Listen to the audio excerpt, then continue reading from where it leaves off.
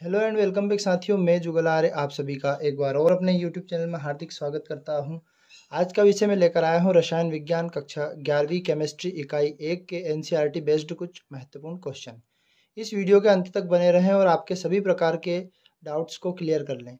यदि इसी प्रकार के पुराने वीडियो देखने हैं या इसी लिंक के पुराने वीडियो देखने हैं तो प्रीवियस हमने वीडियो बना दिए हैं, उनके लिंक मैं डिस्क्रिप्शन बॉक्स में आपको प्रोवाइड कर दूंगा। इसके लिए आपको हमारे प्लेलिस्ट में भी जाना पड़ेगा, प्लेलिस्ट के माध्यम से भी आप आसानी से देख सकते हैं। तो वीडियो के अंत तक बने रहें और सारे के सारे डाउट्स क्लियर कर लें। यहाँ वीडियो में लेकर आया हूँ आणविक सूत्र और मूलानुपाती सूत्र पर। तो वहाँ पर हम उस पहले वाले वीडियो में हमने मूलानुपाती सूत्र की परिभाषा पढ़ी और उसका कुछ एग्जाम्पल दिया था, और ये वीडियो इस प्रश्न का होमवर्क के लिए आपको एग्जाम्पल दिया था, वो एग्जाम्पल आप समझे ध्यान से। तो यहाँ पर इस प्रश्न में दिया गया है कि एक धातु है और उस धातु को 70% धातु है, यदि उसमें मॉलिब्डेनम वर्धक परमाणु का द्रव्यमान 56 है तो ऑक्साइड का मूलानुपाती सूत्र की गणना करनी है। तो यहाँ पर प्रतिशत जो होती है वो 100 पे निकाली जाती है, 100 पे निकाली जाती है। तो सबसे पहले यहाँ पर प्रतिशत की मात्रा ज्ञात करना। तो धातु की प्रतिशत मात्रा, यानी एक धातु है जिसकी प्रतिशत मात्रा 70% दी है, यदि m परमाणु का द्रव्यमान 56 है, मन एक हमें मानना है m परमाणु जिसका द्रव्यमान 56 है, तो यहाँ पर बचा हुआ जब एक धातु दी हुई है तो उसमें बचा हुआ प्रतिशत की मात्रा, यानी प्रतिशत हम किस पे निकालते हैं, 100 पे। अब प्रतिशत निकालने के लिए सबसे पहले मैंने आपको धातु की प्रतिशत मात्रा लिख दी है, इसके बाद ऑक्सीजन की प्रतिशत मात्रा लिखनी है। तो यहाँ 100 लिखेंगे और 100 में से हम 70 को घटा देंगे, तो हमारी जो प्रतिशत मात्रा आएगी ऑक्सीजन की प्रतिशत मात्रा वो आ जाएगी 30%। अब यहाँ पर 2 है तो 2 के लिए सबसे पहले हम एक इसका वो तैयार करते हैं, जिसको बोलते हैं, ये इसका डायग्राम मेटिकल या टेबल तैयार कर ली इसकी। अब इस टेबल में हम ध्यान से देखते हैं तत्व, तो तत्व कितने दिए हैं, एम तत्व दिया है एक, तो एम की जो प्रतिशत में जिसको मॉलिब्डेनम वर्धक नाम दिया गया है धातु, है ना, तो इसको मैं डायरेक्ट तत्व लिख देता हूँ। धातु जैसे ये यहाँ तत्व लिख देते हैं धातु, और उसका प्रतीक जो प्रतीक दिया गया है उसको मैंने एम मान लिया। और दूसरी वाली जो है ऑक्सीजन है, जो कि हमने निकाली, अभी आपको निकाल के बताई है ऑक्सीजन। तो ऑक्सीजन का प्रतिशत मात्रा यानी कि इसका प्रतिशत, इनका परमाणु द्रव्यमान, जैसे यहाँ पर परमाणु द्रव्यमान कितना दिया है आपका 56%, जो क्वेश्चन में दिया है कि मॉलिब्डेनम का परमाणु द्रव्यमान 56 है और ऑक्सीजन है, तो ऑक्सीजन आप प्रोडिक्टिकल सारणी या मोजले की सारणी में देख सकते हैं। ऑक्सीजन का परमाणु द्रव्यमान यानी कि परमाणु भार जिसको बोलते हैं वो 16 है। अब इसकी प्रतिशत मात्रा मॉलिब्डेनम, यहाँ तक तो दिया हुआ प्रश्न ये 70 है और ये 30 है, प्रश्न में जो दिया गया है वो मैंने आपको कंप्लीट करके बता दिया। अब इसकी प्रतिशत मात्रा निकालने के लिए सबसे पहले हम जो यहाँ पर आपकी प्रतिशत दी है, इस प्रतिशत में परमाणु द्रव्यमान जो होता है या परमाणु भार है उसका भाग लगा देते हैं। तो यहाँ पर 70 में हम किसका भाग लगा देंगे, 70 में हम भाग लगा देंगे 56 का। 70 में जब हम 56 का भाग लगाएंगे तो दशमलव में ऐसे मान आएगा 1.25, यानी आप डिवाइड आसानी से कर सकते हैं। फिर यहाँ पर देखते हैं 30 जो दिया है 30 में हम 16 का भाग लगाएंगे, 30 आपका प्रतिशत मात्रा है ऑक्सीजन की, और जो 16 है इसका परमाणु भार या परमाणु द्रव्यमान है। जब इसका भाग लगाया हमने तो हमें प्राप्त हुआ 1.875, ये प्राप्त हुआ। अब सबसे पहले इनका जो सरल अनुपात निकालते हैं, तो सरल अनुपात का मतलब ये होता है कि परमाणु द्रव्यमान का अपेक्षिक संख्या जिसमें जो आपका सबसे कम दी हुई है, तो सबसे कम यह एक, दोनों में से सबसे कम 1.25 दी है तो 1.25 का भाग लगा देते, तो ये तो आपका एक बार डिवाइड हो जाएगा। फिर दूसरा देखते हैं, ये आपका कितना दिया है, ये दिया आपका 1.875 दिया है। 1.875 को हम किससे डिवाइड करते हैं, तो 1.875 का डिवाइड हम 1.25, यानी कि ये अपेक्षिक संख्या में सबसे कम मान है। जब इसको डिवाइड करते हैं तो ये आपका आता है 1.5। जब 1.5 आता है तो लगभग इसको 2 के बराबर लिख सकते हैं। तो हमें जो धातु है, धातु के जो अनुपात आए हैं वो 1.15 है, तो इसको सरल अनुपात बनाने के लिए इनके अनुपात में हम किससे गुणा कर देते हैं, 2 से मल्टीप्लाई कर देते हैं। तो यानी कि सरल अनुपात या पूर्णांक अनुपात बनाने के लिए हम किससे गुणा, 2 का गुणा करके मूलानुपाती सूत्र प्राप्त करते हैं। तो इसका अनुपात क्या प्राप्त होता है, ध्यान से समझें। तो इस प्रकार से यहाँ पर हमने सरल अनुपात बनाया या पूर्णांक अनुपात बनाया, तो 2 से गुणा किया तो हमें जो अनुपात प्राप्त हुआ वो अनुपात क्या प्राप्त हुआ, यहाँ पर सरल अनुपात हमारा था, अनुपात हमें प्राप्त हुआ था 1.15, तो इसको सरल अनुपात बनाया तो ये 2.3 हमारा प्राप्त हो जाएगा। और हमारी जो धातुएं हैं, एक तो हमारी है मोलिब्डेनम वर्धक और एक है हमारी ऑक्सीजन, तो इसका जो मूलानुपाती सूत्र प्राप्त होगा, मूलानुपाती सूत्र क्या प्राप्त होगा, तो यहाँ लिख देंगे मूलानुपाती सूत्र।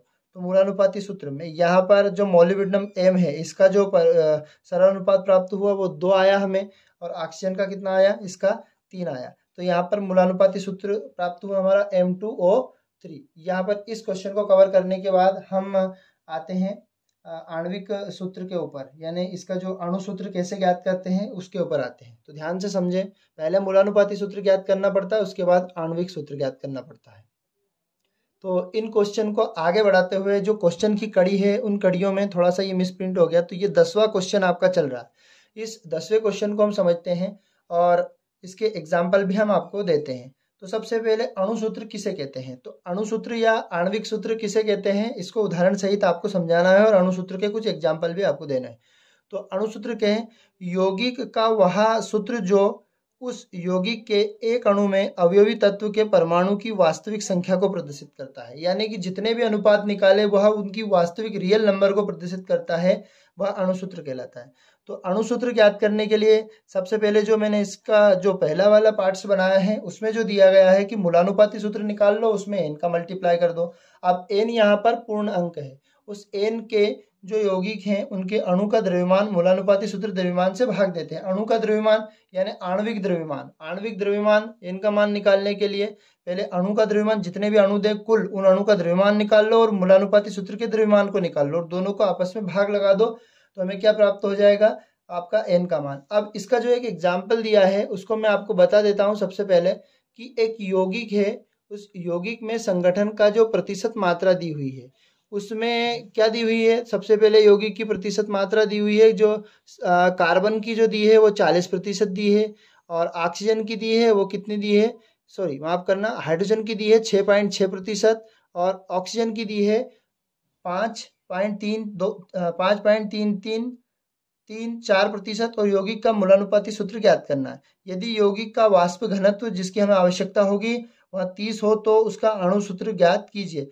सबसे पहले हमें इसका मूलानुपाती सूत्र ज्ञात करना पड़ेगा, जब इसका अणु सूत्र ज्ञात होगा तो हम पहले तो तत्व की जो प्रतिशत मात्रा दी है उन तत्व की प्रतिशत मात्रा लिख लेते हैं। तो पहले तत्व की प्रतिशत मात्रा लिखने के लिए कार्बन की प्रतिशत मात्रा लिखते हैं। तो कार्बन की प्रतिशत मात्रा तत्व है तो यहाँ पर हम लिख देंगे कार्बन। कार्बन के सामने जो आपके क्वेश्चन में दी है इसकी प्रतिशत मात्रा 40% दी है, तो वो कार्बन की प्रतिशत मात्रा हम लिख देते हैं 40%। फिर इसके बाद यहाँ पर दी है हाइड्रोजन, तो हाइड्रोजन की प्रतिशत मात्रा कितनी दी है, तो H जो है उसकी प्रतिशत मात्रा दी है 6.66। फिर इसके बाद देखते हैं जो आपका दिया हुआ है ऑक्सीजन, तो ऑक्सीजन की प्रतिशत मात्रा आपकी दी है 5.53.44 इसकी प्रतिशत मात्रा, 3-4 इसकी प्रतिशत मात्रा दी हुई है।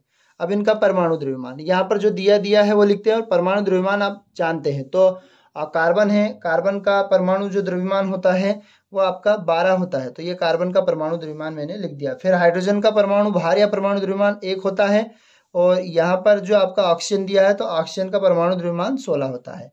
अब आपेक्षिक संख्या बार बार हम बता रहे हैं, आपेक्षिक संख्या कैसे निकालते हैं, जो आपका परमाणु द्रव्यमान दिया है उसका भाग हम किस में लगा देते हैं, इसमें प्रतिशत मात्रा में, तो 40 में हम 12 का भाग लगा देंगे तो वो कितनी बार जाएगा, 3.33 हो जाएगा। काटेंगे तो भाग लगाएंगे पूरा का पूरा, और 6.66 में प्रतिशत मात्रा जो हाइड्रोजन की उसमें 1 का भाग लगाएंगे तो ये 6.66 ही आएगा। फिर यहाँ पर हम ऑक्सीजन की जो दिया हुआ है प्रतिशत मात्रा वो दी है आपकी 53.34, इसमें हम किसका 16 का भाग लगा देंगे तो कितनी बार जाएगा, ये 3.33। अब सरलतम इसको अनुपात में व्यक्त करने के लिए ध्यान से समझें, सरलतम अनुपात में व्यक्त करने के लिए जो आपेक्षिक संख्या आई है उसमें सबसे कम जिस तत्व की आपेक्षिक संख्या होती है उसका भाग लगा देते हैं। तो इसमें ऑक्सीजन संख्या सबसे कम 3.33 ही है तो ये 1 बार कट जाएगा, इससे सीधा का सीधा काटेंगे। तो फिर अगली बार देखते हैं जो 6.66 है उसमें हम 3.33 का भाग लगाते हैं तो ये कितनी बार कट जाएगा, ये 2 बार डिवाइड हो जाएगा इससे। फिर यहाँ पर 3.33 ये कितनी बार कट जाएगा, ये स्वयं से एक ही बार कट जाएगा। अब यहाँ पर हमें सरलतम अनुपात प्राप्त हुआ किसका, कार्बन, हाइड्रोजन और ऑक्सीजन का अनुपात 1:2:1 जो प्राप्त हुआ। इसके लिए हमें मूलानुपाती सूत्र प्राप्त होता है, वो हम ध्यान से समझते हैं। तो यहाँ पर देखते हैं कार्बन, हाइड्रोजन और ऑक्सीजन का जो सरलतम अनुपात 1:2:1 प्राप्त हुआ, तो इसका मूलानुपाती सूत्र जैसे कार्बन के लिए अनुपात 1 प्राप्त हुआ तो C, हाइड्रोजन के लिए 2 तो C2 और ऑक्सीजन के लिए तो ये हमारा मूलानुपाती। जबकि हमें तो आणविक सूत्र की गणना करनी है, तो यहाँ पर सबसे पहले हमें इनके लिए निकालना पड़ेगा मूलानुपाती सूत्र का जो द्रव्यमान। मैंने अभी पहले इस फार्मूले में बताया कि मूलानुपाती सूत्र ज्ञात करने के लिए हमें जितने भी अणु हैं उन अणु का द्रव्यमान ज्ञात करना आवश्यक है। तो जो हमारा कार्बन है, तो कार्बन का जो परमाणु भार, जो परमाणु संख्या होती है वो होती है 12। फिर यहाँ पर ऑक्सीजन है, तो ऑक्सीजन की कितनी होती है इसमें देखते हैं, सॉरी हाइड्रोजन की कितनी होती है, तो हाइड्रोजन की वैसे 1 होती है, तो हाइड्रोजन की 1 होती है। तो यहाँ पर हाइड्रोजन के 2 अणु हैं, तो 1 में 2 का मल्टीप्लाई कर देंगे तो ये 2 बन जाएगा। और ऑक्सीजन की कितनी है 16। सभी को जोड़ने पर हमें कितना प्राप्त हुआ, इनका द्रव्यमान 30 प्राप्त हुआ।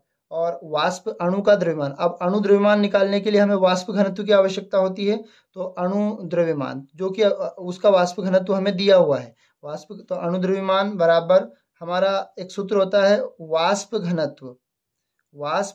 घनत्व इंटू 2 दिया है। तो वाष्प घनत्व हमें कितना दिया है इस क्वेश्चन में, 30 दिया है। 30 में यदि 2 का गुणा कर देंगे तो कितना प्राप्त हो जाएगा, 60 प्राप्त हो जाएगा।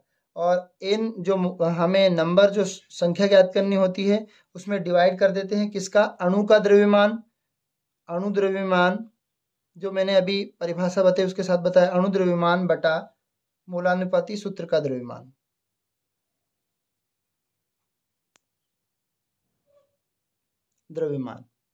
तो यहाँ पर हम देखते हैं अणु द्रव्यमान हमें कितना प्राप्त हुआ, अणु द्रव्यमान हमें 60 प्राप्त हुआ। और मूलानुपाती सूत्र द्रव्यमान हमें, तो ये 2 बार कट जाएगा, 30 दूनी 60। यहाँ नंबर से कितने प्राप्त हुए हमें, n बराबर 2।